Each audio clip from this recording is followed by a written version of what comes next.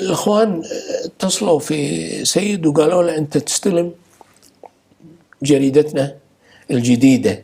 عندهم جريدة اسمها الإخوان المسلمون، يطلعون جريدة جديدة فيبون يطلعون ترخيص لها.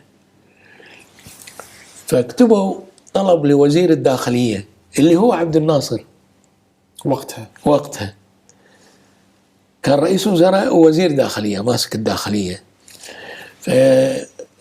فتقدموا بالطلب وقالوا حق سيد وقع انت على الطلب بطلب إصدار جريدة للإخوان المسلمين. هني كان سيد قطب منتمي لجماعة الإخوان المسلمين؟ لا، ما له علاقة. مو منتمي. استغرب عبد الناصر، قال له يعني وين؟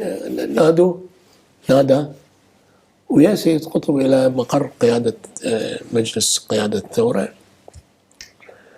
فقال له ايه ده يا سيد؟ انت من الإخوان؟ أنا ما كنتش عارف إنك من الإخوان. قال له يا سيد من اللحظة هذه أنا من الإخوان. تحدي. هو سيد صعيدي وعبد الناصر صعيدي، والصعيدي دماغه ناشفة عموما. يعني عموما الصعايدة دماغهم ناشف. فهذا صعيدي من قرية اسمها موشة برا أسيوط، وهذا من أسيوط عبد الناصر.